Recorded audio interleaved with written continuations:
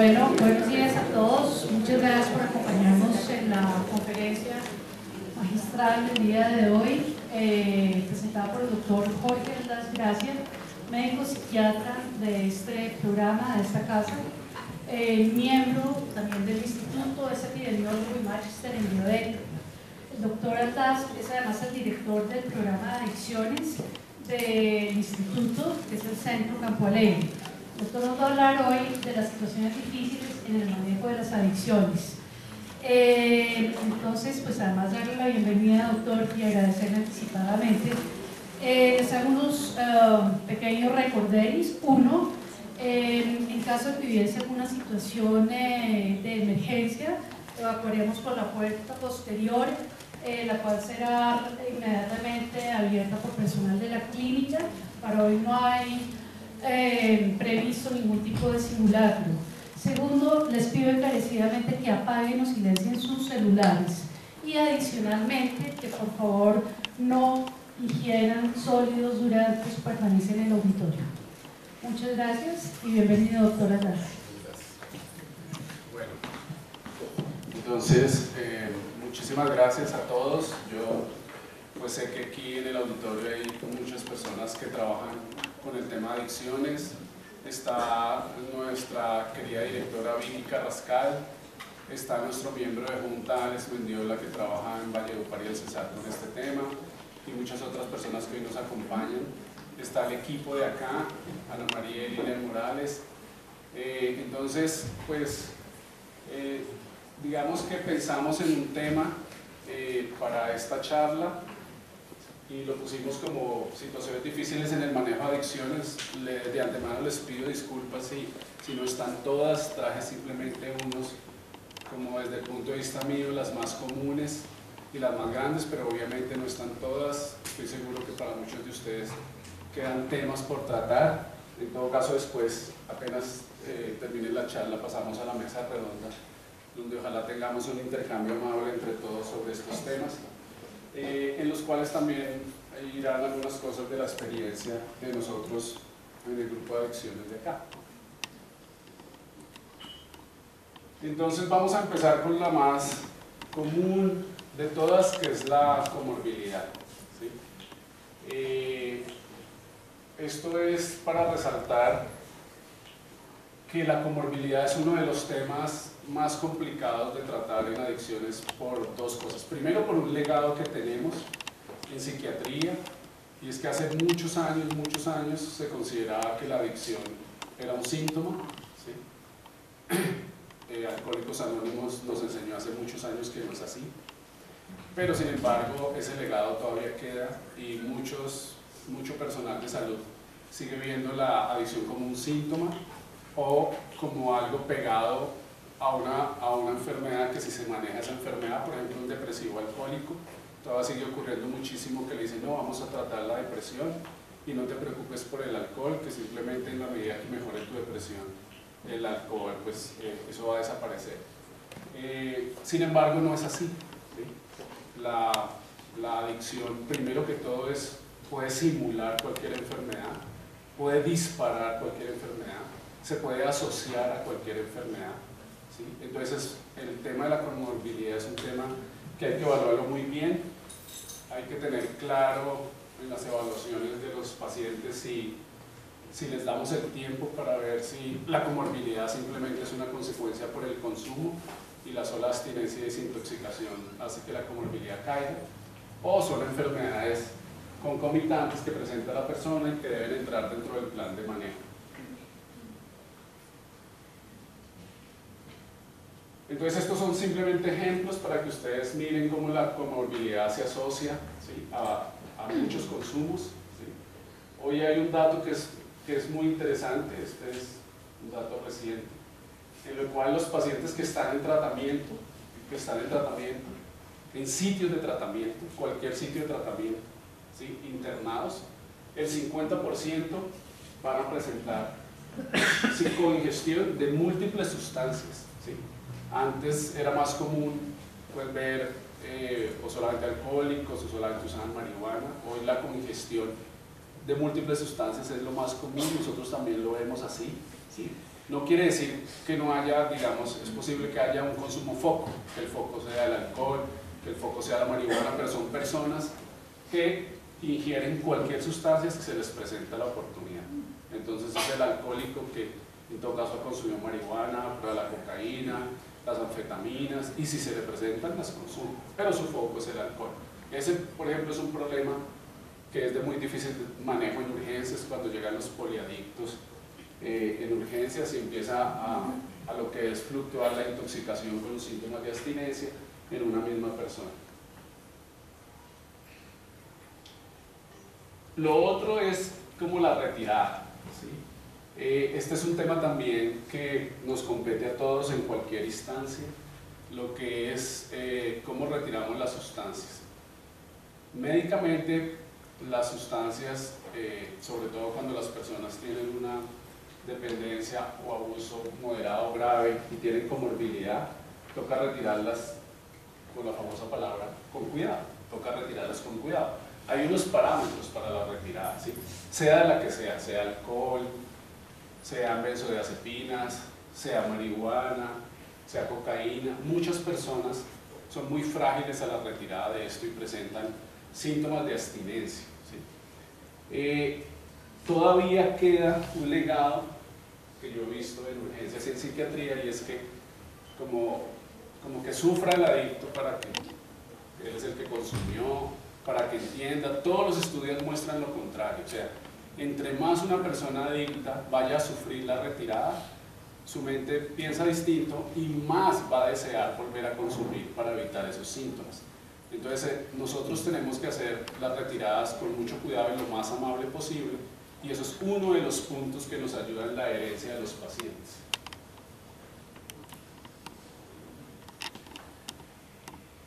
El otro punto grande que hay acá es como la competencia, ¿sí? Yo sé que acá hay personas que han vivido esto, hay personas que trabajan en este tema, y uno en este tema pues se lleva muchas sorpresas, desde personas que no tienen el conocimiento adecuado para trabajar en este tema, pero aún más grave, yo he encontrado personas que en su forma, o sea en su interior, odian el adicto, odian las adicciones, tienen un estigma enorme hacia las adicciones, pero trabajan en centros de adicciones y trabajan con adictos, que es un problema muy grave cuando manejamos esto. Entonces la competencia, desde el punto de vista mío, no solamente se refiere al nivel de conocimiento, de entrenamiento y de experiencia, sino también a la disposición y el estigma que puede tener el personal de salud para estos problemas. Les pongo un ejemplo de casa, o sea, nuestro programa tiene 24 años, ¿sí? Va a cumplir 25 años el programa de adicciones en la Montserrat, pero abrirlo no fue fácil. O sea, la Montserrat ya manejaba pacientes adictos, pero el solo concepto de que iban a estar en un programa generó mucha resistencia por estigma. Muchos psiquiatras, muchos socios en esa época consideraban que tener los adictos reunidos era un peligro en términos de estigma, o sea, que nos van a robar, que nos van a atacar, bueno, todas esas cosas. Entonces la competencia es algo que hay que mirar, ¿sí?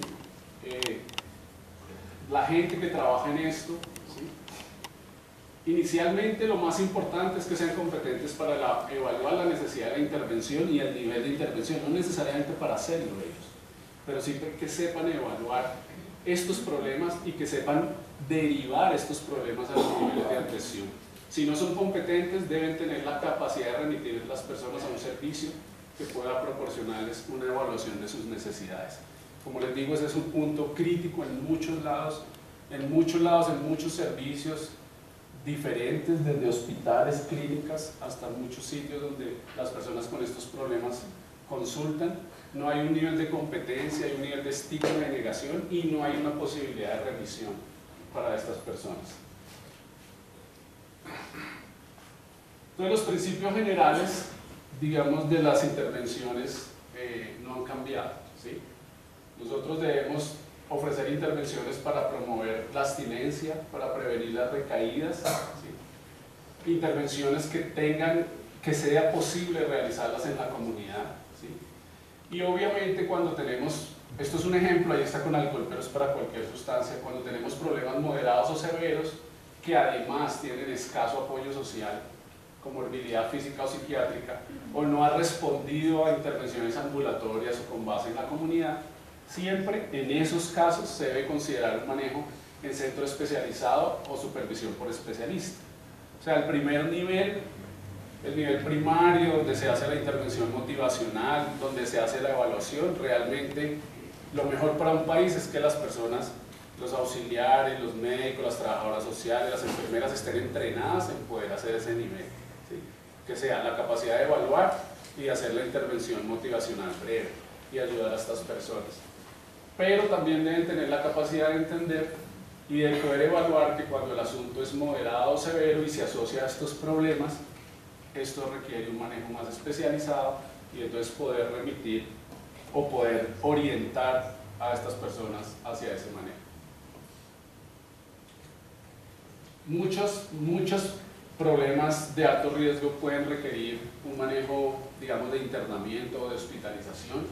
La dependencia severa, los que traen historias de delirium tremens, los que tienen historias de convulsión por abstinencia, los que ya tienen historia de que no pueden o que han fallado los intentos de desintoxicación en su caso ambulatorios, las personas que tienen pobre soporte social, y un tema que es muy difícil de evaluar, que es el deterioro cognitivo, ¿sí?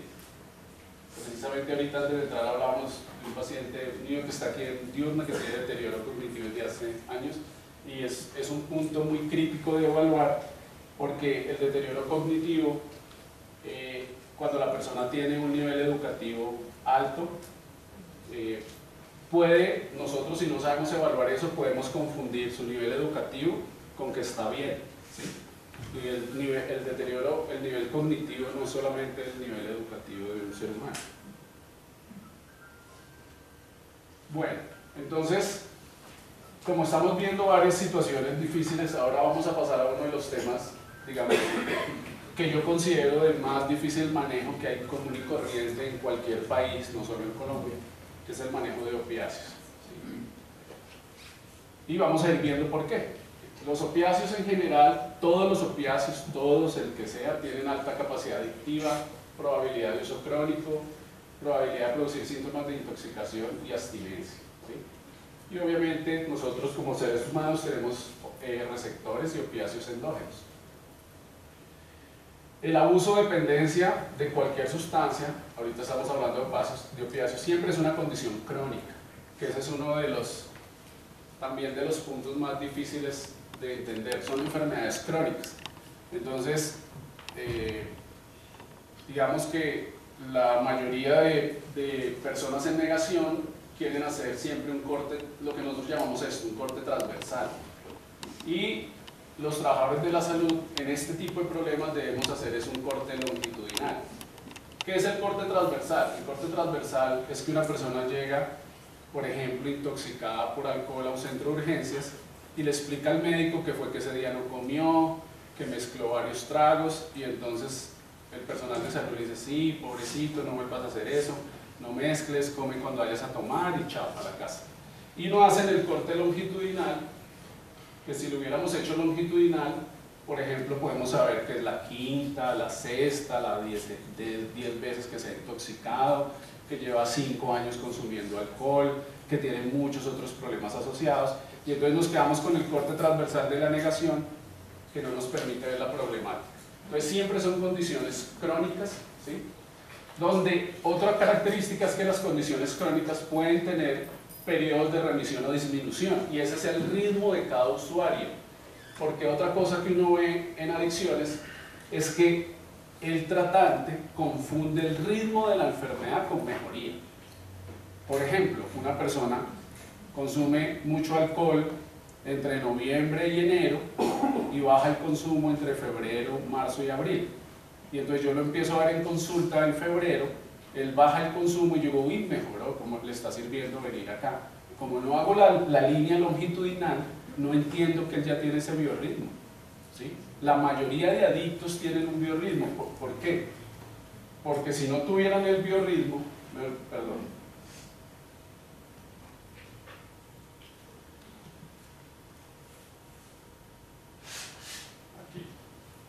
si un adicto no tuviera el biorritmo, empieza a consumir acá y se va hacia arriba, muere rápido, ¿sí?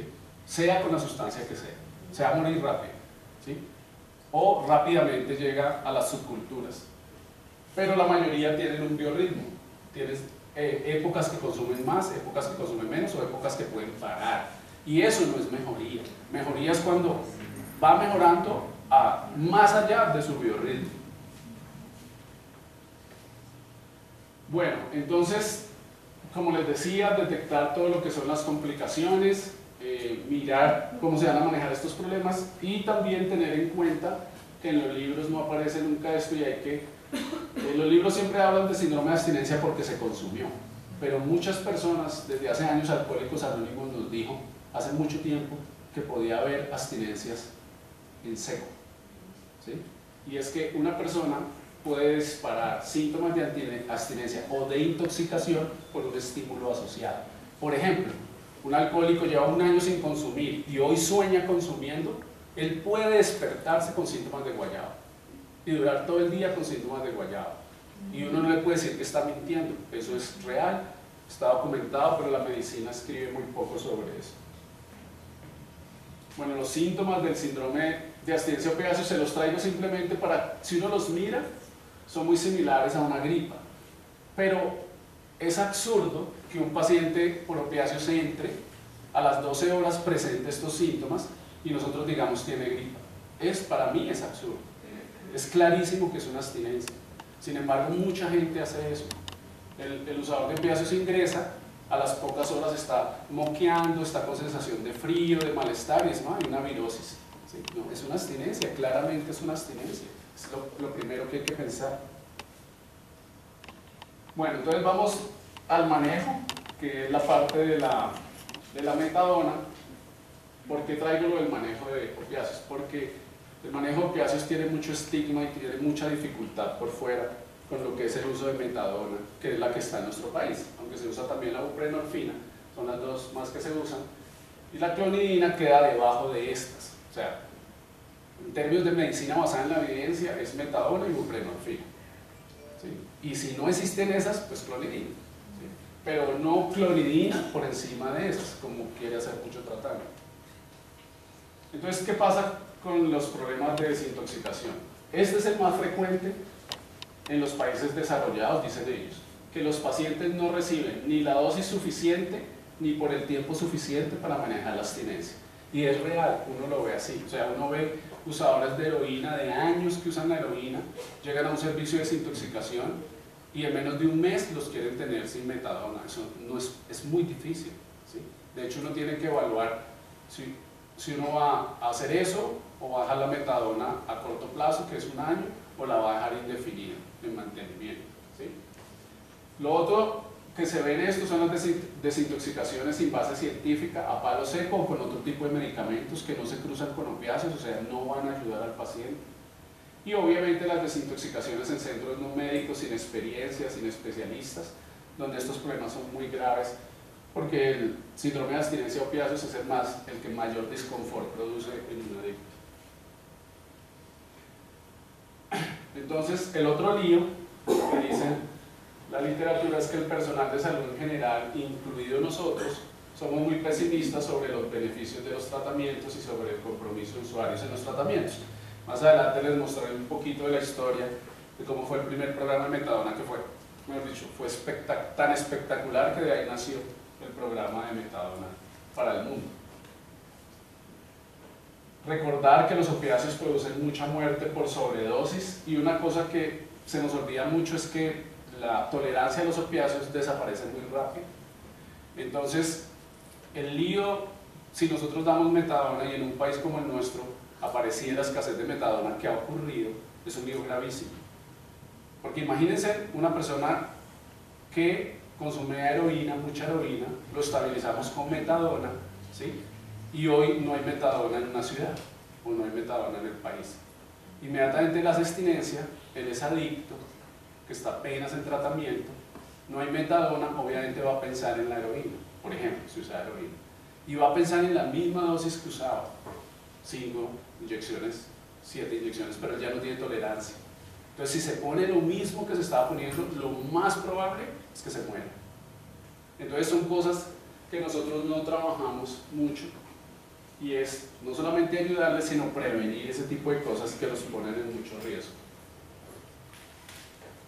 Entonces todos los pacientes en desintoxicación deben recibir psicoterapia, deben tener supervisión médica, deben tener evaluación por psiquiatría y deben tener tratamiento, la posibilidad de tratamiento de rehabilitación, ¿sí? Todo esto de manera inmediata. O sea, ninguna guía dice, entonces espere 10 días y usted lo orienta o le hace psicoterapia. No, de manera inmediata, ¿sí?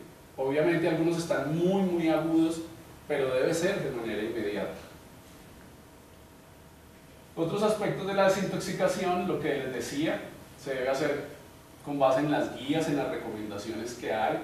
Siempre debemos tener empatía con el adicto, debemos tratar de evitar su sufrimiento innecesario, no debemos ponerlo en sufrimiento innecesario. Favorecer desde el inicio la alianza terapéutica, evitar que los pacientes abandonen el tratamiento prematuramente y desde el inicio integrarlo en las actividades de rehabilitación, desde el inicio. Las guías dicen que es muy raro que una persona necesite 24 horas o más de reposo total. Por eso nosotros aquí, digamos, hemos podido ir implementando que desde la UCI tengan terapia ocupacional y tengan todo lo que es que ellos se den cuenta y se les ayude que están dentro de un programa de adicciones desde que llegaron. ¿Sí? Entonces las opciones de tratamiento hay que ofrecerlas de manera rápida y eficaz. Si nosotros ponemos a un adicto en espera o en listas de espera, pues fácilmente entra la negación y el abandono de su idea de mejoría, ¿sí? Evaluar los riesgos, dar la información, recordar lo que les dije de la pérdida de tolerancia después de la desintoxicación, que ocasiona muchas muertes, ¿sí? Y recordar que la primera línea de tratamiento es metadona y buprenorfina, pero en nuestro país está la metadona. ¿Cómo se maneja la metadona? Digamos que no nos debe dar, nos debemos familiarizar con ella y no nos debe dar temor su uso. Pero generalmente lo que se recomienda es empezar con 30-40 miligramos al día. Si en 1 o 2 horas no mejora, ir aumentando de 10 miligramos en 10 rápidamente hasta la dosis en la cual los síntomas de la persona se estabilizan o empiezan a mejorar. Si no, seguimos aumentando, no hay problema. Requirió 60, requirió 80, requirió 100, requirió 120, es lo que el paciente requiere. Pero yo no puedo parar en 40 y el paciente todavía con síntomas y decir, uy, no es que me da miedo usar más de 40. ¿Sí? Porque clínicamente requiere más. Entonces no hay problema subirle a 50, a 60. De hecho, ahorita miraremos cómo es la mayoría de dosis, pero así es como se usa. Entonces, otro punto es que la metadona es un medicamento de vida media larga, ¿sí? Mínimo 24 horas, pero fácilmente llega a 3 días de vida media, ¿sí? Entonces hay una cosa que sí manejamos estrictamente los que trabajamos en adicciones y está documentada, por eso se las trae. O sea, mucho paciente con una dosis al día hace abstinencia. Y entonces otros profesionales de la salud que no saben usar metadona se burlan de nosotros porque usamos 2 o 3 dosis al día. Y dicen, no, pero si eso tiene una vida media de más de un día, ¿por qué la fracciona? Ah, es que los psiquiatras no saben usar, no es eso.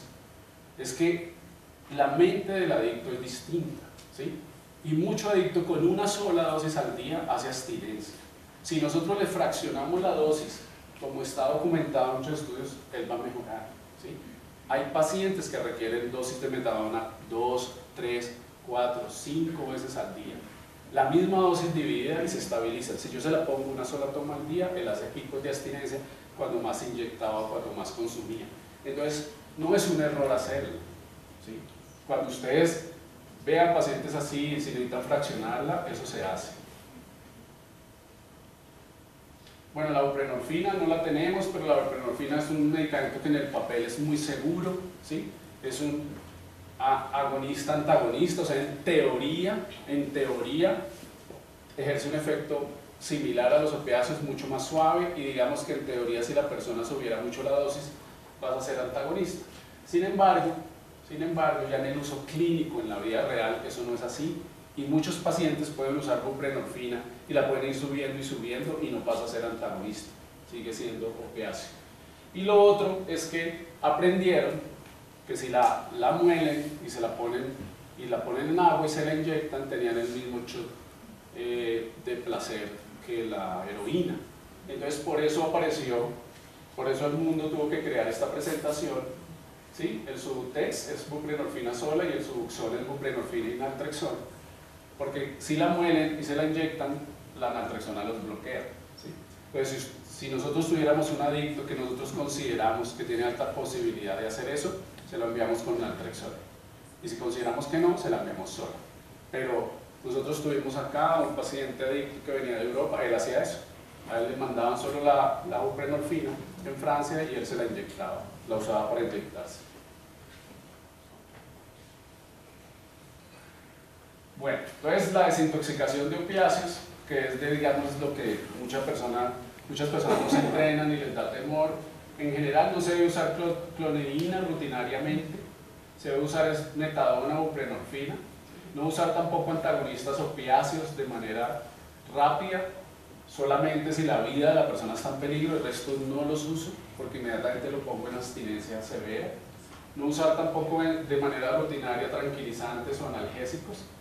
Y este tema, pues no vamos a entrar en ese, pero por si alguien lo leyó, una cosa que se llamaba la desintoxicación ultra rápida ya no se recomienda, ¿sí? En ningún sitio del mundo. Sin embargo se sigue haciendo en 2 ciudades, en Nueva York y en un sitio en Israel, y es costosísimo.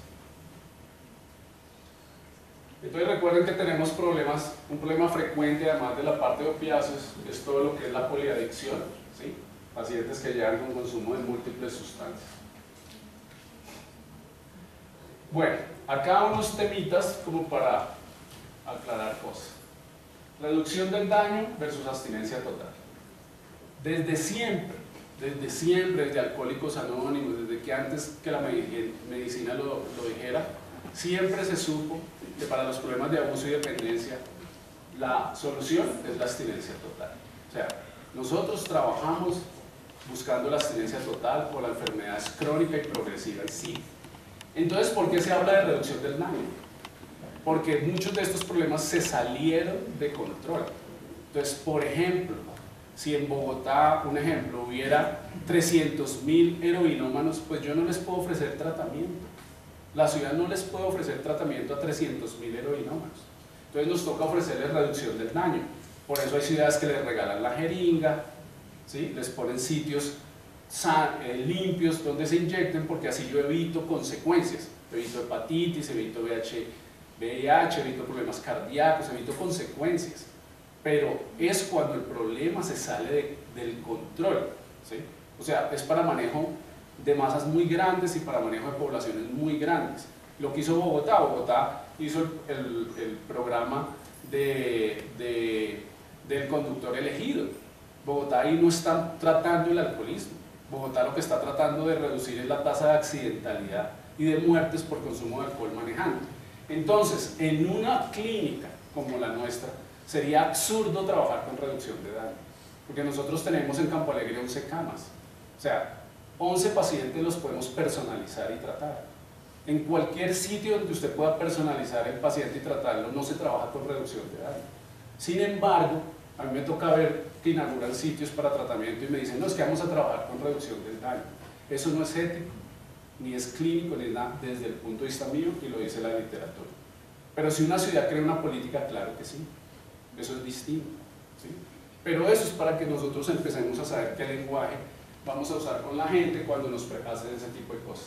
Siempre resaltar todo lo que son las guías, ¿sí? O sea, la medicina basada en la evidencia es nuestra base en muchas cosas, y entender que todos estos problemas requieren mucha educación, entre esos a nosotros mismos, al personal. Bueno, hay una cosa, las mejores intervenciones, ¿sí? Estos son datos de Inglaterra, son las biopsicosociales, lo que hacemos acá, pero tenemos una desventaja. O sea, las intervenciones entre más complejas y más biopsicosociales son, más costosas son, ¿sí? Y eso también hay que decir eso. O sea, Alcohólicos Anónimos no vale un peso para un usuario, ¿sí? Pero si va a entrar a un programa como el nuestro, le vale mucha plata. Entonces, entre mejor sean las intervenciones, salen más costosas. Entre más simples sean, salen más baratas, y eso también lo tiene que mirar la sociedad. Entonces recuerden que desde atención primaria, yo sí estoy de acuerdo con que se entrene el personal, con que se entrene a la gente en poder evaluar estos problemas, con que se entrene a la gente en la entrevista motivacional, a cualquiera, a los auxiliares, a las enfermeras, a las trabajadoras sociales, porque la mayoría de usuarios nuestros llegan a sitios donde no hay especialistas. Y si la gente les puede hacer la intervención básica de evaluación y entrevista motivacional, se gana mucho. Los incentivos, pues todavía no, nuestros países son pobres y no lo tienen, pero ustedes saben que los países desarrollados dan bonos y les pagan a los adictos que entran a programas, a los adictos que entran al programa de metadona se les dan subsidio, eso baja mucho la criminalidad y aumenta la adherencia, pero bueno, son temas que en todo caso están en mucha controversia a nivel político y a nivel de la sociedad. Entonces hay una nueva manera de pensar y es no tratar de castigarlos, ¿sí? No tratar de maltratarlos, mirar la posibilidad de incentivos, pensar siempre a largo plazo que estos son problemas crónicos, ¿sí? Y no centrarnos en la búsqueda de una cura milagrosa o definitiva, sino programas de mantenimiento donde se le ayude a estas personas a disminuir el impacto de la enfermedad y a lograr la abstinencia. Bueno, esta la vamos a pasar. Estos son ejemplos de otros medicamentos que hay para largo plazo en opiáceos, ¿sí? Entonces, ¿cómo iniciamos la desintoxicación? Pues obviamente hay que evaluar muchas cosas, la severidad, los problemas asociados, las medicaciones que vamos a usar y el esquema que vamos a usar, ¿sí? Los tratamientos se pueden hacer en internamiento, en clínicas o residenciales. En estos casos, recuerden que cuando hay problemas como poliadicción, comorbilidad, pobre apoyo psicosocial, todo eso en general sube el nivel de cuidado. Ahora vamos a mirar otro punto que requiere mucho de esto, que es embarazo y consumo de sustancias, que es otro punto crítico, donde hay muy poca gente con entrenamiento, donde hay mucho estigma, ¿sí? El embarazo y el consumo de sustancias ya se sabe que es un problema, las personas consumidoras tienen obviamente mayor número de relaciones sexuales sin protección, tienen más posibilidad de incrementar lo que es el embarazo y todo lo que es alto riesgo. Cualquier persona consumidora, pues estos problemas van a subir, ¿sí? Y siempre se ha sabido que la exposición a sustancias adictivas durante el embarazo pues va a conducir a riesgos derivados del consumo en sí, pero también derivados de las conductas relacionadas con el consumo, por ejemplo, una mala alimentación, un pobre control prenatal, la alta posibilidad de contagio de enfermedades virales y de transmisión sexual. Todo eso implica lo que es consumo y embarazo. Entonces el punto más crítico, todos son críticos, alcohol, el que sea, pero el punto más crítico es heroína y embarazo. Este tema, digamos, yo he tenido unas experiencias muy complicadas, pero les voy a contar una, con una colega que estaba embarazada, adicta a la heroína. Estaba embarazada, ella me consulta y pues eso es una urgencia, ella estaba pues, consumiendo mucha heroína inyectable. Entonces, cuando la fuimos a hospitalizar, ella y el hermano deciden también consultarle esa medida a su ginecólogo y lo ponemos en altavoz. Y el ginecólogo claramente les dice, mira, así les dijo el ginecólogo, yo estaba ahí, lo pusimos en altavoz. Dijo, cualquier cosa en el embarazo es preferible a que usted le pongan medicación psiquiátrica, ¿sí? Ese caso fue un drama, terminó en un drama, la persona hoy en día está muerta, bueno, eso es un drama. Pero lo que les quiero mostrar es lo absurdo del estigma que hay en este tipo de situaciones, aún por colegas nuestros, ¿sí?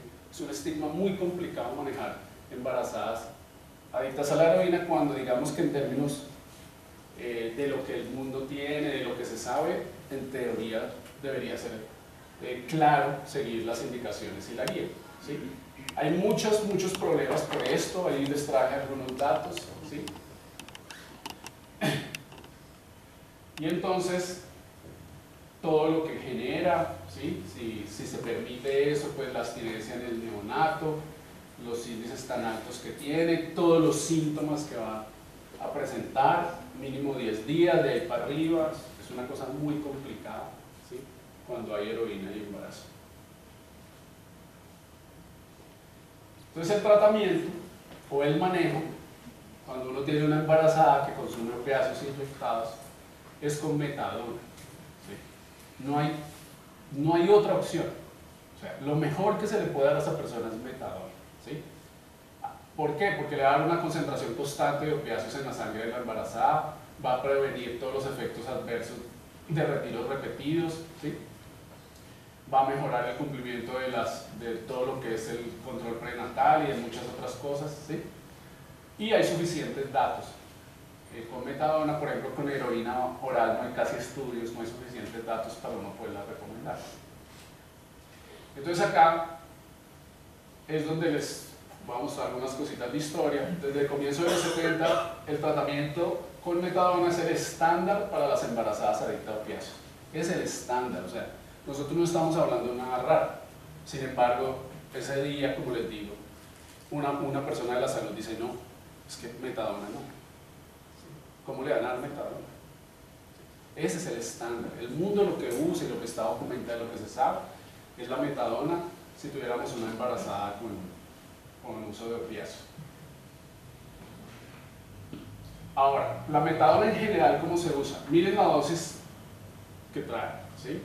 La mayoría de pacientes pueden llegar fácilmente a 80, 120 miligramos de metadona al día para un tratamiento por periodos indefinidos. O sea, lo que pasa es que nosotros acá, el sistema, como podemos personalizarlo, nos permite trabajar con la mayoría de ellos a un retiro, o sea, al cero consumo, pero algunos pacientes requieren ir pensando en metadona indefinida, ¿sí? También recordar que la metadona no es un tratamiento curativo, es correctivo, ¿sí? O sea, no es un tratamiento curativo, porque la gente vuelve a lo mismo y dicen, ay, pero le van a dar metadona, es lo mismo. No, no es lo mismo, no es lo mismo, se previenen muchísimas cosas, se le ayuda mucho, pero obviamente no estamos hablando de un tratamiento curativo. Las dosis bajas de metadona en general no se consideran efectivas para neutralizar todo lo que es el deseo y las ganas de inyectarse, etc. ¿Sí? Entonces, ¿cómo fue la historia de la metadona? El boom de la metadona vino cuando vino la epidemia de heroína en Nueva York, ¿sí? En los 60, cuando esa epidemia fue tan gigantesca, ¿sí? Después de la guerra de Vietnam, y no había forma de manejarlos a ellos, entonces hicieron el programa con metadona, ¿sí? Les fue muy bien, luego lo transfirieron a la clínica de externos, ¿sí? Y en 1966 se adoptó el modelo clínico para el tratamiento de mantenimiento con metadona por todo Estados Unidos. O sea, fue tan exitoso que en solo un año de estudios lo pasaron a todo Estados Unidos. O sea, lo que les quiero decir es que no hay nada más eficaz que la metadona. Desde el principio se ha demostrado, hasta el día de hoy se ha demostrado, y sin embargo mucha gente quiere usar cosas diferentes a la metadona. Aquí les traigo algunos datos de esas épocas. Alrededor del 66% de los pacientes que dejan el programa en buenas condiciones volvieron a la heroína, mientras que el 98% de los que dejaron sin estar rehabilitados pues vuelven a la heroína. Los otros datos, 34% de los rehabilitados y solamente el 2% de los que no, pues permanecen sin problemas relacionados con droga y con crimen. O sea, las diferencias son enormes. El programa de metadona se justifica, ¿sí? Si Bogotá abriera programa de metadona como Quindío, en Ventanilla y todo, está justificado, se baja, se mejora la erexia mucho, se baja la criminalidad. Sin embargo hay gente que dice, ah, pero es que la reciben en la Ventanilla y lo venden a las... Eso no importa, o sea, los beneficios son evidentes, ¿sí? Cuando los beneficios son evidentes, alrededor hay ciertos líos que no justifican no crear un programa de metadona por detalles que hay alrededor de eso. ¿Sí? Las regulaciones también. Las regulaciones, aquí les traje un ejemplo de la regulación ahorita actual que hay en el estado de Nueva York. Esa es actual. Para entrar al programa de metadona, una mujer embarazada solicitante debe presentar pruebas de su adicción actual y se podrá admitir en el tratamiento con menos de un año de consumo de heroína si son elegidas tras evaluación y aprobación médica. Después del parto se volverá a evaluar para ver si se sigue en un tratamiento indefinido de metadona o no. Esto, la prueba de la adicción es muy sencilla ya, simplemente es que la persona documenta que ha tenido tratamientos anteriores o muestra huellas de uso de heroína, las pulsadas, etc., o muestra los exámenes de laboratorio. Con solo eso ya es la prueba suficiente para los programas de metadona, ¿sí? Para una persona que no fuera embarazada, mínimo un año se le pide documentar de consumo para ingresar al programa de metadona. O sea, es muy sencillo. Digamos, si uno fuera usuario de opiáceos, de todo esto, es sencillo ingresar a los programas y rápidamente se le administra la metadona.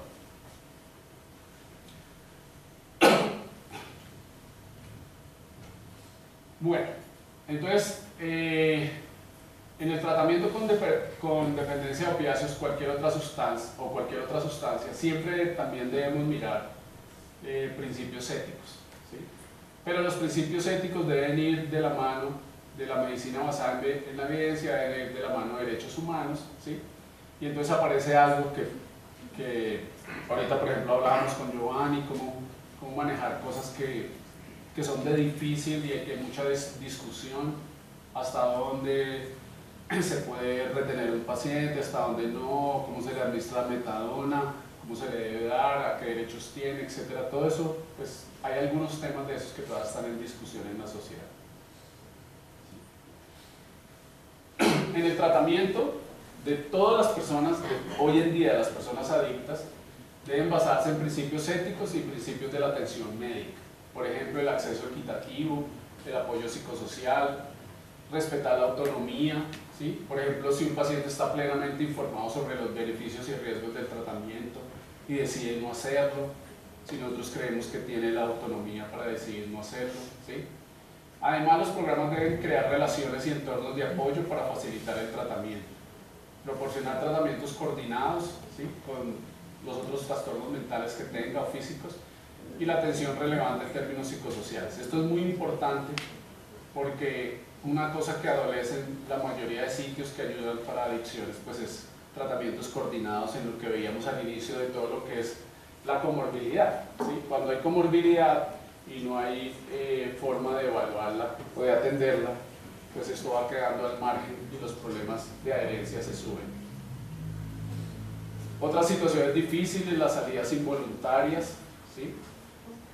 Y hasta dónde llevar esto. Esto nosotros tratamos de trabajar así, y entonces es en qué momento un paciente y por qué razones puede ser sacado de un tratamiento, y en qué momento, por qué razones se le puede crear otro sistema o unas ayudas adicionales, o lo que nosotros llamamos unas reparatorias adicionales para que siga, pero no siempre excluirlo, ¿sí? Entonces a veces toca excluir pacientes, pero no siempre, y esto es otra cosa que es un lío en los tratamientos de adicciones, en qué momento la institución puede sacar a un paciente, o en qué momento colocarle algunas medidas conductuales, etcétera, y que pueda permanecer en el proceso, ¿sí? Sin embargo, es un tema que son situaciones difíciles para las instituciones. ¿Qué hace una institución si tiene un paciente adicto y dentro de la institución robó algo? ¿Qué va a hacer la institución? Tienen que tener esas cosas definidas, las deben de tener en guías o protocolos. ¿O qué va a hacer la institución si tiene un programa de adicciones y 2 pacientes se agreden? O a cosas así. Todo eso hay que irlo trabajando mucho y hay que tenerlo claro. Lo otro es lo de la familia, solo para mencionar, y es que la necesidad de integrar la red social y la familia a los tratamientos es básica. Alcohólicos Anónimos también nos lo enseñó. A los pocos años de haberse creado, creó Al-Anon, que es el sistema que ellos tienen de apoyo para los familiares.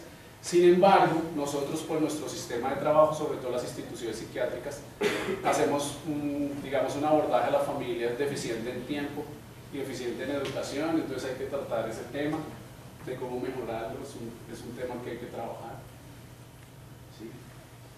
De las familias. Resumen de manejo, en general, pues aquí les traje el resumen grandecito, que es poder identificar a las personas que tienen estos problemas. Inicialmente el ideal es hacer intervenciones breves y motivacionales. Si es necesario, es hacer la desintoxicación, pasarlos a rehabilitación y luego la prevención de recaídas. Digamos, en un cuadro de esto se ve muy simple. Nosotros hacemos todavía más simple, nosotros hacemos desintoxicación, deshabituación y mantenimiento, ¿sí? Ese es el manejo que hacemos. En una mirada general, ¿sí? Ya vamos a terminar para pasar a la mesa redonda. Los objetivos de la rehabilitación, ¿sí? Es lo mismo que para cualquier trastorno crónico, pero hay que trabajarlos, hay que tener definidas las políticas de cómo. Entonces hay que mantener la motivación alta, cambiar las actitudes hacia la recuperación y disminuir el riesgo de recaída. Mire que ahí ellos ponen cambiar las actitudes hacia la recuperación, porque la misma recuperación sigue teniendo estigma, abandonan los pacientes, hay mucha deserción, ¿sí? En todo caso, hay que crear esquemas para ayudar en estos puntos a las personas. Bueno, entonces realmente eso era lo que yo les traía, pues esta charla de situaciones difíciles. Muchas gracias por su atención. Vamos a pasar a la mesa redonda, donde pues nos va a acompañar en la mesa redonda la parte del equipo, Ana María, ¿sí?